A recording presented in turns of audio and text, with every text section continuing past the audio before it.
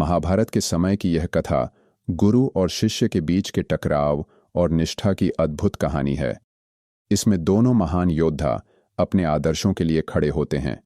भीष्म, जिनका मूल नाम देवव्रत था, हस्तिनापुर के राजकुमार और गंगा व शांतनु के पुत्र थे। वे अपने पिता की खुशी के लिए आजीवन ब्रह्मचारी रहने की प्रतिज्ञा करते हैं और इसी कारण उनका नाम भीष्म पड़ा। वे अजेय और अमर जैसे शक्तिशाली योद्धा थे। परशुराम भगवान विष्णु के अवतार माने जाते हैं। वे एक महान तपस्वी और अद्वितीय योद्धा थे। उन्होंने क्षत्रियों के अधर्म को नष्ट करने के लिए पृथ्वी पर जन्म लिया और अपने पराक्रम से 21 बार पृथ्वी को क्षत्रिय विहीन किया। यह घटना तब शुरू हुई जब काशी नरेश की 3 राजकुमारियों अंबा, अंबिका और अंबालिका का स्वयंवर आयोजित हुआ। भीष्म ने अंबा, अंबिका और अंबालिका को बलपूर्वक स्वयंवर से उठाकर हस्तिनापुर ले गए ताकि उनका विवाह अपने भाई विचित्रवीर्य से करवा सके। लेकिन अंबा ने कहा कि वह पहले से ही राजा शाल्व को पसंद करती हैं। यह सुनकर भीष्म ने अंबा को शाल्व के पास भेज दिया, लेकिन शाल्व ने अंबा को ठुकरा दिया। अंबा ने अपने अपमान का बदला लेने की ठानी। वह परशुराम के पास गईं, जो उनके गुरु और संरक्षक थे। उन्होंने भीष्म से युद्ध करने के लिए परशुराम को मना लिया। परशुराम ने भीष्म को संदेश भिजवाया, तुमने जो किया है उसका प्रायश्चित केवल युद्ध के माध्यम से होगा।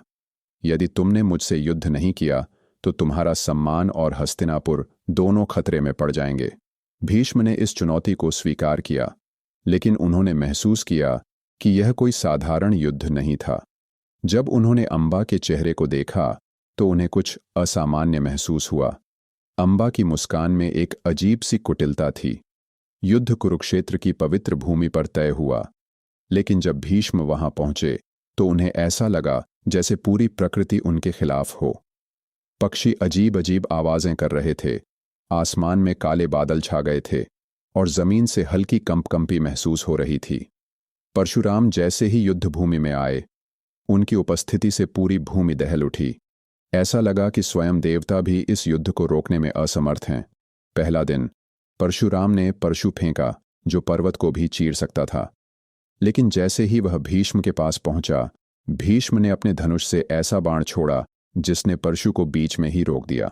लेकिन तभी आकाश से एक आवाज आई, भीष्म, यह युद्ध केवल अस्त्रों का नहीं, तुम्हारे धैर्य का भी है। तीसरा दिन भीष्म ने एक रहस्यमय शक्ति, प्रसुप्त अस्त्र का प्रयोग किया, जो शत्रु को उसकी चेतना से दूर कर देता है।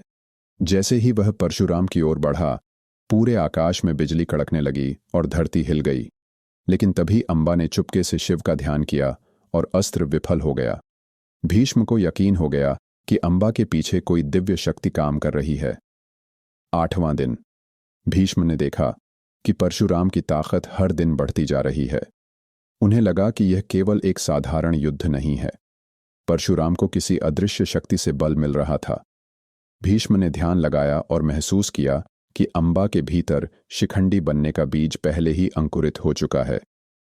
23 दिनों तक चले इस युद्ध का अंतिम दिन सबसे खतरनाक था। परशुराम ने अपनी पूरी शक्ति से भैरवास्त्र चलाया, जो केवल विनाश का प्रतीक था।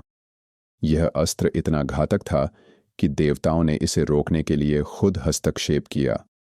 भीष्म ने जवाब में नारायणास्त्र चलाया, जो केवल सच्चे धर्मात्मा को बचाता है। लेकिन जब दोनों अस्त्र आपस में टकराए तो ऐसा लगा जैसे पृथ्वी खुद टूट जाएगी। अचानक भगवान शिव प्रकट हुए। उन्होंने युद्ध रोक दिया और दोनों को चेतावनी दी, यह युद्ध धर्म और अधर्म के बीच नहीं, बल्कि 2 समान शक्तियों के बीच है। तुम्हारा संघर्ष व्यर्थ है, लेकिन याद रखो, इस युद्ध का असली परिणाम समय पर निर्भर करेगा।